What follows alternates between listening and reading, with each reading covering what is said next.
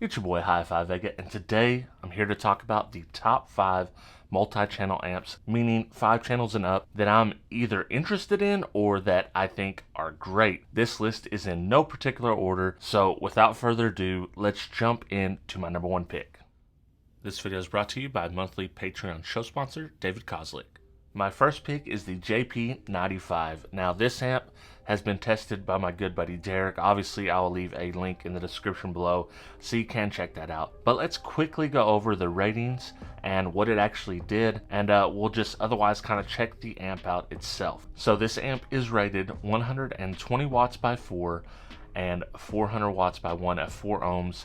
At 2 ohms, it's rated 200 watts by 4 and 700 watts by 1. At 1 ohm mono on the sub channel, it is rated 900 watts by 1. If you bridge the front and rear channels, you're getting 400 watts by 2 plus the 900 watts by 1 at 1 ohm mono. So this amp has a lot of cool features, one of them being the plexiglass bottom. That's super cool. I love the anodizing of this amp, the red color of this amp. It also has a very, very cool bass knob. Matter of fact, you should kind of watch Derek's video to see the bass knob in action. Very, very cool. And on top of all that, I heard this amp really does sound good. So on to my next pick. My next pick is the Kicker KXMA 800.8. You get 50 watts by 8 at 4 ohms stereo.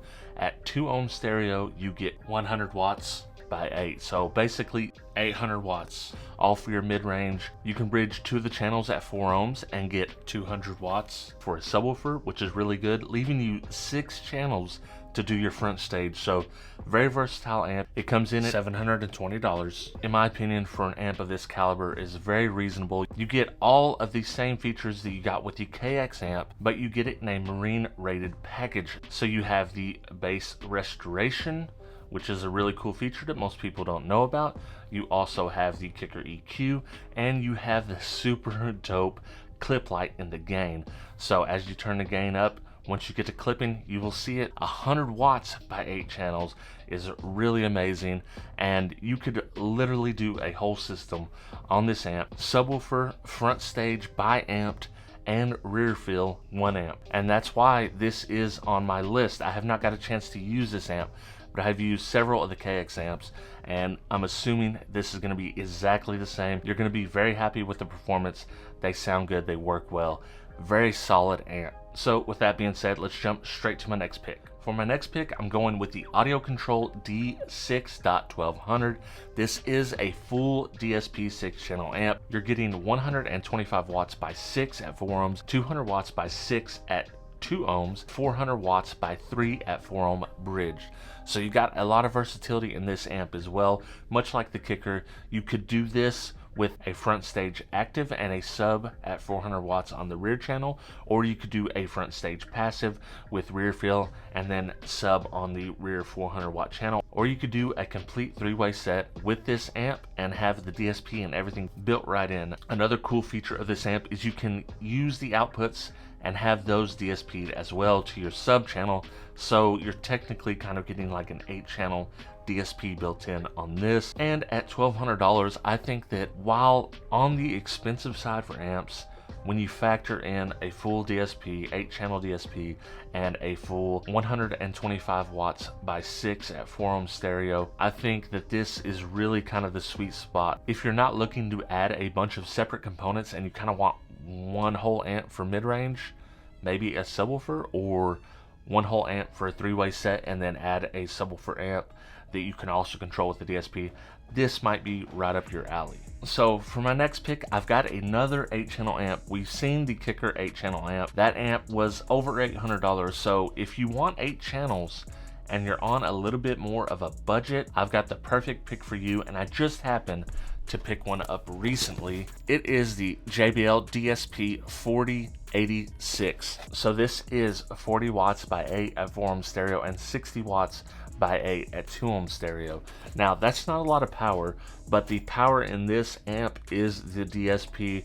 If you're not doing a super loud system and you're doing kind of a stock upgrade, this is a very cool amp to have because it will go in factory integration style and allow you to amplify all your factory speakers, or if you want to upgrade your speakers, you will be able to do that as well with this amp. Now, there's not a lot of power for subwoofer with this, but you could run a free air sub off this pretty well, and I believe that the 7th and 8th channel, or the 7th or 8th channel, can be set up to control a subwoofer only with a bass knob. So if you're looking at this amp and you're not quite sure, wait a little bit, because I'm not only going to have a dyno with this and kind of an overview, but I'm also going to be putting this in the Hi-Fi Hyundai, doing a complete build, and letting you know what I think about this amp overall versus, you know, like the kicker key that's in it right now. This pick comes in at around $400. You can catch it on sale for $329, which it currently is right now.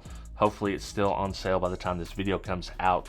I picked this up refurbished for $249, which is an absolute steal. So be on the lookout for that video, and this certainly is highly anticipated by me. My buddy Dean at 5 Star Car Stereo has done a few overviews of this, so I'm going to leave that video linked in the description below so you can check it out. So for my final multi-channel amp pick, we're going with a bargain banger. This, I think, is probably like the best 5-channel amp you can get for the least amount of money, and it's currently sitting at $349.99, but you can definitely find it for $279 or lower, and it is the Kenwood Excelon X802-5. It's the Kenwood 5-channel amp. I've got the older version here. This is the XR900.5. This is a fantastic amplifier. Really solid, compact. It sounds really good. It sounds surprisingly good, to be honest with you. And with this new model, I expect nothing less. So let's jump to the ratings real quick and we'll see what this new model is rated. So similar to this model here, it is 50 watts by 4 at 4-ohm stereo and 500 watts by 1 at 2-ohm mono. This amp, while not an absolute powerhouse, will certainly treat your speakers well as a subwoofer. I think you'll be surprised on the sub channel of these little amps. They're affordable, and I think if you're looking for a 5-channel amp, you don't want to spend a lot of money, this might be my #1 pick for you, depending on your needs. Now, if you know you're going to need a lot of power, or you're going to want a lot of power, and you don't want to get several amps, and you want something, you know, maybe you can afford a little more space, definitely look at the JP95. I think that's going to be more up your alley. But if you want something more compact, more factory upgrade oriented, check out this Kenwood. That's it. That is my top 5 multi-channel amps in no particular order. Let me know what amps I missed. What do you guys think should be added to the list? Is there anything that's just dying to get on this list that I missed?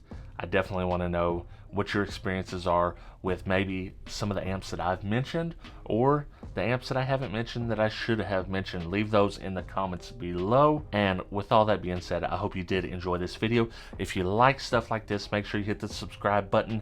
Make sure you hit the little bell so you see every time I come out with a top 5 video of some sort. And I hope to catch every single one of you on the next video. All my Patreon supporters are the greatest, but the $6 or more members get a special shout out.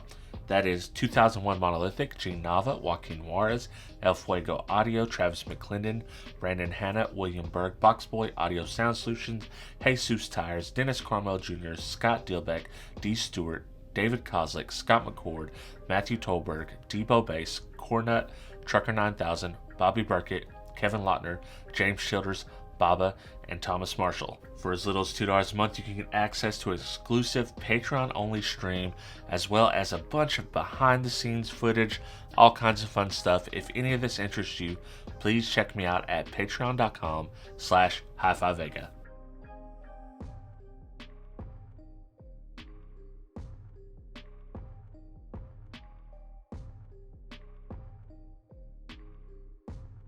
This wouldn't be a HifiVega top 5 without a bonus pick, and I have it for you. It is the Audio Dynamics MK700.6. It is a staggered power 6-channel amp. It comes in at $600, and it's going to give you 50 watts by 4 plus 125 watts by 2 at 4-ohm stereo. At 2-ohm stereo, it's going to give you 80 watts by 4 plus 200 watts by 2. The staggered power is meant for either a subwoofer or some mid bass. If you're going to run a pretty healthy three-way setup, the 50 watts by 4 are going to handle your mid-range and your tweeters, and the 125 watts by 2 are going to handle your mid bass, so you get more power to those, and obviously you don't need nearly as much power to the other drivers. Now, in another configuration, if you're going to run a passive front stage and some rear fill, and you just need, 400 watts for the subwoofer, this amp has you covered because it has 400 watts bridged mono on the 5th and 6th channels. If you're going to run this completely bridged, say a passive component set up front, you're going to get 160 watts by 2, and then the 400 watts by 1 for the subwoofer if you're running it in that configuration. Staggered power amps are not all that common, and if you have a very specific situation that this would apply to, I think that this is a very cool amp to get, simply because of staggered power. That's why this is my bonus pick and didn't make the main list, because it's not for everybody. But if you're in the market for this style amp, definitely check it out. And obviously, affiliate links in the description below if you want to check out any of these amps. I appreciate the true OGs who watched to the end, and I'll see you at the end of the next video, because the after credits are where the real true HifiVega crew shows up and hangs out. I wanna be the best in the game, invest in my name, check no restraints, I'm obsessed with the pain, I ingest, I retain, assess and I change, possessed by the thought I'll be free one day from society's restraints, money, clout and fame, mud, disease, a plague, we all love to hate, have to play the game, have to make a name, all our insecurities are on display. This is war with the enemy, think that it was meant to be.